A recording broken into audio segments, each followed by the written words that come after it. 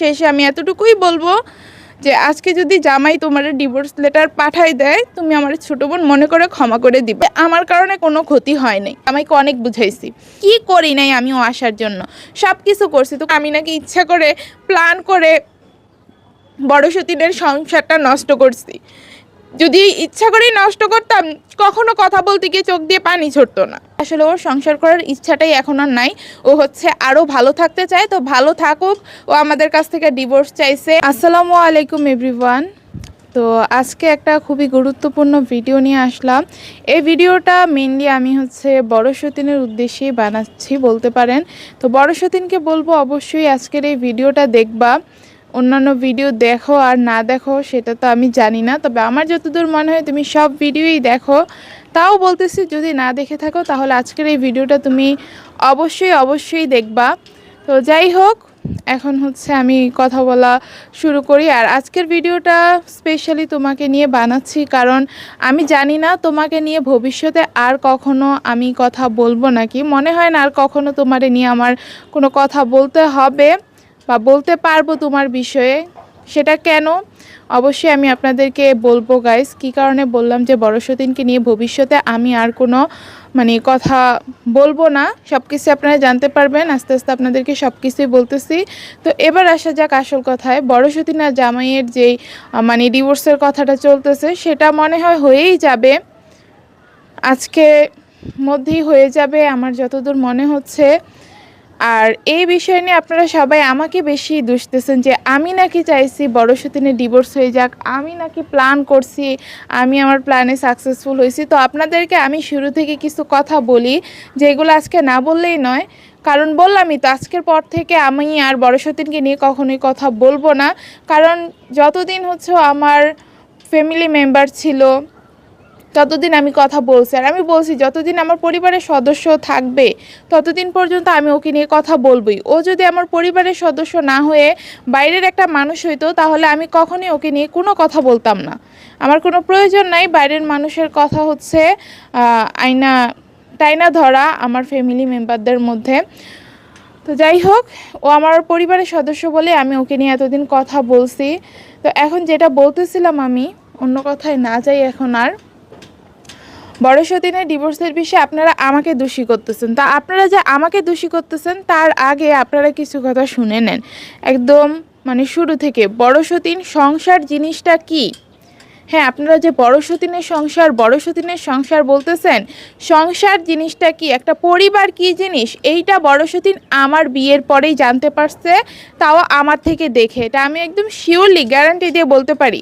বড় সতীন আমি আসার আগে সংসার কি জিনিস সেটা জানতোই না, কারণ ও কেমনভাবে সব কিছু কাটাইছে দেখেন। বিয়ের পরে কিন্তু আমি সব কিছুই শুনছি, এবং বিয়ের আগে ও কীভাবে টাইমগুলো পাস করতো সেটাও কিন্তু আমি শুনছি। তো বড় সতীন আমার সাথে আমার জামাইয়ের বিয়ে হওয়ার আগে, আমরা সতীন হওয়ার আগে, ও মনে করেন যে বাবার বাড়িতে একটা মেয়ে যেইভাবে থাকে ও এইখানে ঠিক সেভাবেই ছিল। ও জামাই নিয়ে মনে করেন যে যখন ঘুরতে মন চাইতো ঘুরতে যাইতো, তারপর ওরা পড়াশোনা করতো, কোচিং করতে চাইতো, সারাদিন বাইরে বাইরে কাটাইতো। ঘরের কোনো কাজই বড় সতীন কখনো করে নাই, কখনো না। ও আমি কি বললাম, বাবার বাড়িতে একটা মেয়ে যেভাবে থাকে সেভাবেই, শুধু বড় সতীনের পরিবর্তনটা কি ছিল, ও হচ্ছে ওর স্থান পরিবর্তন করছে, ওর জায়গাটা চেঞ্জ হয়েছে এতটুকু, আর ও বিয়ে করছে। এই বাদে বড় সতীনের লাইফে আর তেমন কোনো চেঞ্জই আসে না। সারাদিন পরে ঘুমাই থাকলো, ওদেরকে যে কেউ ডেকে তুলবে সেই মানুষ ছিল না। আর আমার শাশুড়ি মা, উনি চাকরি করে আসতো, এসে হচ্ছে নিজের রান্না নিজে করে যাইতো, নিয়ে তারপরে আবার অফিসে চলে যাইতো। তো বড় সতীন মনে করেন যে শাশুড়ি রান্না বান্না করে রাখছে, ওর উঠে মন চাইলে খাইতো, নাইলে না। ও হচ্ছে ওই জামাই তো আবার এক্সট্রা খাবার দাবার খায়, পোলাও, রোস্ট, বিরিয়ানি, এটা সেটা। তো জামাইয়ের জন্য শুধু রান্না বান্নাটা করতো, তখন জামাই থেকেও খাইতো। ও তেমন সংসারের কোনো কাজই না, যে ঘরটা গোছায় রাখবে, ঘরটা ঝাড়ু দিবে, মুছবে, এরকম কিছুই না। সব কিছু আমার শাশুড়ি মেয়ে করে ফেলতো।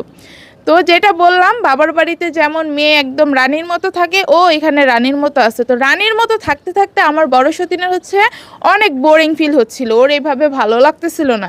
এই কারণে ও সতীন আনার প্রয়োজন ফিল করে। তো তখন হচ্ছে ও অনেক সতীন খোঁজে, অনেক মেয়েদের সাথে কথা বলে। তো ওরা হচ্ছে ওরা সতীন হওয়ার আশ্বাস দিয়ে আসে নাই। তবে আমি মানে ওরে এতটাই আপন করে নিছি যে আমি মানে ওরে যে একটা আশ্বাস দিছি বা কথা দিছি আমি তোমার সতীন হব, আমি ওই কথাটা ফেলতে পারি না। আমাদের মধ্যে এত ভালো একটা বন্ডিং হয়ে গেছিলো। হ্যাঁ, ওর হয়তো বা আরও অনেকের সাথে এরকম ভালো বন্ডিং ছিল, কিন্তু আমার কারোর সাথে তেমন কোনো বন্ডিং ছিল না। লাইফে ফার্স্ট টাইম বড় সতীনের সাথে আমার এত ভালো একটা ফ্রেন্ডশিপ হয়েছিল, বেস্ট ফ্রেন্ড একদম। আমি ওর জন্য জীবন দিয়ে দিতে পারি এই রকম ছিল আমাদের বন্ধুত্বটা। তো আমি ওর জন্য সব কিছু করতে পারি। পরে আমি ওকে কথা দিছি, সেই কথা আমি কোনোভাবেই ফেলে দিতে পারবো না। আর আমি যদি কথা আজকে মানে না রাখি, আমার মনে হইতেছিল যে ওর চাইতে বেশি কষ্ট আমিই পাবো আমি যদি ওর সতীন না হই। তো তারপরে হচ্ছে আমি সতীন হই। সতীন হওয়ার পরে মনে করেন যে বড় সতীন, ওই যে সবার জন্য রান্না বান্না করা, তারপরে কি বলবো, রান্না বান্না করা, ঘরের কাজ বাজ করা, ওইগুলা করা শুরু করছে আমার থেকে দেখে। আমি আবার একটু মানে আগে থেকেই ঘর কোনো মেয়ে, আমার ঘরের কাজকর্ম এসব করতে অনেক ভালো লাগে। তো আমি হচ্ছে আসার পরপরই একটু ঘর দুয়ার গুছাই রাখতাম বা রান্না বান্নার দিকে একটু বেশি মনোযোগ দিতাম, কিন্তু করতাম না কেন জানেন? বড় সতীন তখন আমার দেখা দেখি না ও করতে চাইতো কাজগুলা। তো ও যেহেতু বড় আর আমি ওরে সবসময় প্রচণ্ড পরিমাণে সম্মান করতাম আর প্রায়োরিটিও দিতাম। ও সবসময় আমার প্রায়োরিটি লিস্টের ফার্স্টে ছিল বড় সতীন। তো আমি হচ্ছে ওরে সম্মান দেখে আর কাজগুলো করতাম না, ওই সবসময় কাজগুলো করতো। তারপরে জামাইয়ের নজরে পড়লো যে তার বউ তো এখন সতীন আনার পরে অনেক বেশি সাংসারিক হয়ে গেছে, ঘরের কাজ করে, সবার কথা ভাবে, রান্নাবান্না করে। তো এই থেকে হচ্ছে জামাইয়ের ভালোবাসাটা বড় সতীনের প্রতি আরও বেশি বাড়ে। আর জামাই দেখতে পায় যে আমি কোনো কিছুই করি না, যত কাজ আছে সব কিছু শুধুমাত্র বড় সতীনই করে। তো এই কারণে হচ্ছে মানে বড় সতীনের প্রতি জামাইয়ের ভালোবাসাটা বাড়ে। তখন যদি আমি বড় সতীনের সাথে তেড়ামি করে আমি আমার মতো আমার সমস্ত কাজ করে যেতাম, বড় সতীন ওই যে সম্মানটা দেখাইছিলাম সেটা না দেখাইতাম, তাহলে কিন্তু জামাইয়ের ভালোবাসা আমি বেশি পাই, বড় সতীন কোন দিন এই সংসার থেকে চলে যায়। তো আমি হচ্ছে যাই হোক যা করছি ওর ভালোর কথা ভেবেই করছি, ওরে ভালোবাসি দেখেই করছি, কিন্তু ও সেটা বুঝে নাই। ও না বুঝে এখন হচ্ছে 4 বছর পরে আয়শা কি একটু জামাই আমার কেয়ার করছে সেটা নিয়ে রাগারাগি করে সংসারটা একদম শেষ করে দিল। ওর হাতে ধরে ওর সংসারও শেষ করছে। আমি ভাই ওর কোনো কিছুই শেষ করি নাই। ও রান্নাবান্নার কাজটা করছে সবার জন্য, যেহেতু ওর রান্না আমার শ্বশুর শাশুড়ি জামাই সবাই অনেক বেশি পছন্দ করে। তারপর মানে আমি ওর একটু বেশি প্রায়োরিটি দিতাম যে না থাক, ওর যেহেতু এই জিনিসটা মন চায় ও করুক। কিন্তু আমি রান্নাবান্নার কাজ না করলেও ঘরে অন্যান্য কাজও তো থাকে, রান্নাবান্না বাদে ঘরে অনেক কাজ আছে, ঘর দর গুছায় রাখা, তারপরে ঝাড়ু মোছা দেওয়া, কাপড় চোপড় ধোয়া, আমি সব কিছু করছি। আমি আসার পরে বড় সতীন বলতে পারবে না যে ও 20 দিন কাপড় ধুইছে নাকি। সবসময় এই ধরনের কাজ সব আমিই করতাম, বড় সতীন শুধু রান্নাবান্নাটাই করতাম। আমি যেহেতু প্রেগনেন্সি টাইমে অনেক বেশি অসুস্থ ছিলাম, তেমন কোনো কাজ করতে পারতাম না। তো মানে তেমন কোনো কাজ বলতে কি, আমি রান্নাঘরের কাজটা একদমই করতে পারতাম না, অন্যান্য কাজ মোটামুটি করতে পারতাম, সেগুলো করে আমি বড় সতীনকে হেল্প করছি। আপনারা বলেন যে আমি পায়ের উপর পা তুলে বসে থাকি, বড় সতীন নাকি অনেক কষ্ট করছে আমার প্রেগনেন্সি টাইমে। আমি বসে থাকি নাই, আমি রান্নাঘরের কাজ করতে পারি না, রান্নাঘরের কাজ করি নাই, এই বাদে অন্যান্য কাজ করছি। আর যদি আমার সতীন নাই থাকতো, আমি এত পরিমাণে অসুস্থ ছিলাম, এমনিতে আমার একটা কাজের বুয়া লাগতো। তো এগুলা কোনো বিষয় না, আমি যতটা পারছি আমার পক্ষ থেকে বড় সতীনকে হেল্প করছি কাজে। তো এগুলো যদি ভালোবাসা না থাকে কেউ কারোর জন্য করতে পারে, আপনারা আপনাদের ভাইয়াকেই জিজ্ঞেস করলেন যে আমি এগুলো আসলেই করছি নাকি। অবশ্যই বড় সতীনের প্রতি আমার ভালোবাসা আছে, সম্মান আছে, এই কারণে আমি করছি।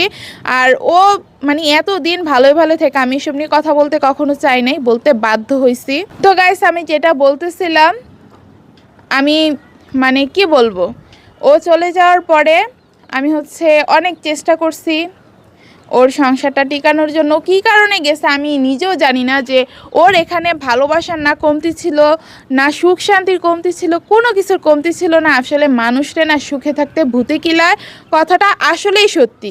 বড় সতীনরাও সুখে থাকতে ভূতে কিলাইছে, যার কারণে আজকে এমন একটা দিন আমাদের সবাইকেই দেখতে হইতেছে, শুধু ওকে না। ও হয়তো বা ভাবতেছে ও অনেক ভালো থাকবে, আমরা সেই ভালো থাকাটা ওরে দিতে পারি নাই, সেই সুখটা আমরা ওকে দিতে পারি নাই এখন যে সুখে ও আছে। তো যাই হোক, সুখে থাকুক এতটুকুই চাই।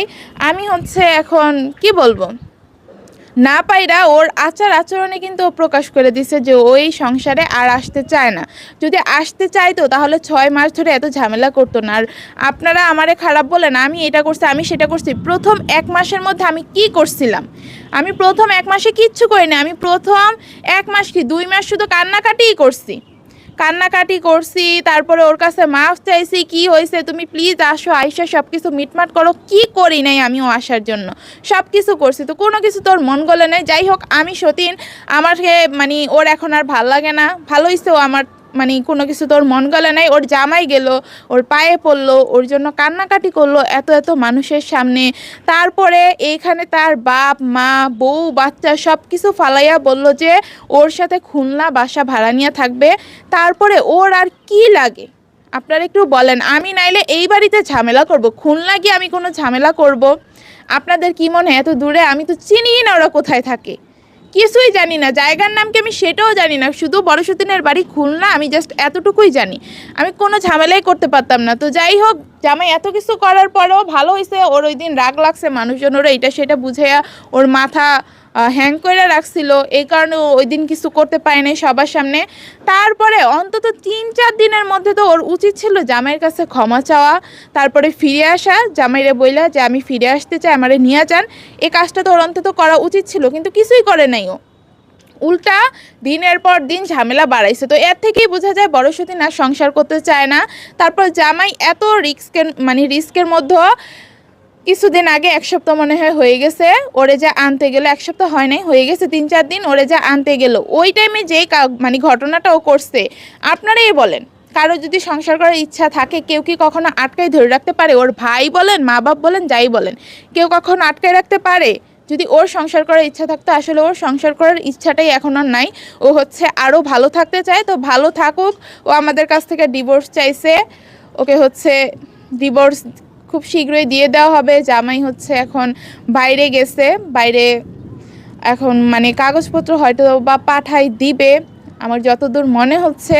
তো আজকে যদি জামাই তোমাকে ডিভোর্স লেটার পাঠায় দেয়, তুমি প্লিজ আমাকে ছোটো বোন মনে করে ক্ষমা করে দিও। আর তোমার জন্য আমি কি কি করছি সেগুলো মনে হইলে অবশ্যই তুমি আমাকে ক্ষমা করতে বাধ্য। মানে আমি এখন বলতে গিয়ে না, আমি নিজেই কান্না করে দিতেছি যে আমাদের সম্পর্কটা কত সুন্দর ছিল, এটা একমাত্র আমরা জানি। তারপরও বড় সতীন কেন এত সুন্দর সম্পর্ক এভাবে হাতে ধরে নষ্ট করে দিছে? আমাদের এত ভালো সম্পর্ক, কত ভালো সম্পর্ক থাকলে দুইজন সতীন হওয়া যায়? আপনারাই জাস্ট কল্পনা করেন। আমি আমার সুন্দর একটা ভবিষ্যৎ ফালাইয়া সতীন হওয়ার জন্য আসছি। আমি কখনো জামাই দেখি নাই, দেখতে চাই নাই, আমি শুধু ওরে দেখা সতীন হইতে আসছি। আমি কখনো ওর ক্ষতি চাইতে পারি না, এটা আপনারা মানেন বা না মানেন, আমি মন থেকে বিশ্বাস করি আমি ওর জীবনে কোনো ক্ষতি করতে চাই নাই, আর আমার ওই ধরনের কোনো ইচ্ছাও নাই। কিন্তু বড় সতীন দিনের পর দিন সেটা প্রকাশ করছে। যাই হোক, আমি নিজেই কান্না করে দিছি। আর আপনারা বলেন আমি নাকি ইচ্ছা করে প্ল্যান করে বড় সতীনের সংসারটা নষ্ট করছি। যদি ইচ্ছা করেই নষ্ট করতাম, কখনো কথা বলতে গিয়ে চোখ দিয়ে পানি ঝরতো না। এতটুকু আপনারা মনে রাখেন, আমি কারোর কখনো কোনো ক্ষতি করতে চাই নাই, কখনো চাই না। যার ক্ষতি সে নিজেই ডাইকা আনছে, এখন নিজেই সেটার ফল ভোগ করবে। যাই হোক, তারপর আমি চাইবো যে ভালো থাকো, ছোটো বোন হিসেবে আমারে ক্ষমা করে দিও। জামাই যদি আজকে তোমাকে ডিভোর্স লেটার পাঠাই দেয়, আমার মানে এখানে করার কিছু নাই। যা করছো তুমি আমার সাথে রাগ দেখেছো, যাই করছো, তোমার যদি জামাই নিয়ে একলা সংসার করার ইচ্ছা থাকতো, তুমি চাইলেই জামাইয়ের সাথে সম্পর্কটা ভালো রাখতে পারতা, জামাইয়ের সাথে সব কিছু ঠিকঠাক রাখতে পারতা, কিন্তু তুমি সেটা করো নাই। জামাই তো বলছে আলাদাভাবেই সব কিছু দিবে, তোমার যদি আলাদা থাকতে ইচ্ছা হতো তুমি আলাদা থাকতা, কোনো সমস্যা ছিল না, কিন্তু তুমি সেটাও করো নাই। তো এখানে আসলে কারোরই কিছু করার নাই। তুমি ডিভোর্স চাইছো, তোমাকে ডিভোর্স দেওয়া হবে। তুমি যেই ডিভোর্সের টাকার ভয় পাইছো সেটাও দেওয়া হবে। আমি জামাইকে অনেক বুঝাইছি যে দেখেন, আপনি যেই সংসারটা টিকানোর চেষ্টা করতেছেন এটা টিকবে না, কারণ যে সংসার করা, যার সাথে আপনি সংসার করতে চাইতেছেন সে আপনার সাথে সংসার করতে চাচ্ছে না। তো আপনি শুধু শুধু এত কষ্ট করে লাভ নাই, তারপরে মানে দিনের পর দিন এভাবে সময়গুলো নষ্ট করেও লাভ নেই। শুধু শুধু আপনি মানে ছেলের থেকে বঞ্চিত হইতেছেন, ছেলেও আপনার ভালোবাসা পাওয়া থেকে বঞ্চিত হইতেছে। দরকার নাই বড় সতীনটা ডিভোর্স দিয়ে নিজেদের মধ্যে কিভাবে কি ডিভোর্সের পরে মিটমাট করবেন সেটা করে ফেলেন। আসলে আমার আপনাদের বিষয়ে আর কোনো কিছু বলার নেই। আমি বড় সতীনটা অনেক বোঝানোর চেষ্টা করছি, আপনারও অনেক বুঝাইছি, এখন আমি কাউরেই বুঝাই পাই নাই, উল্টা মাঝখানে আমি দোষী হয়ে গেছি সবার কাছে। দোষী হয়েছি যাই হয়েছি, অন্তত নিজের মনটা এতটুকু বুঝ দিতে পারবো যে আমার কারণে কোনো ক্ষতি হয় নাই। আমি সবসময় চাইছি সংসারটা টিকুক, কিন্তু আমি টিকাইতে পারি নাই। যার যার ব্যক্তিগত ব্যাপার, সে তার সংসার টিকায় নাই।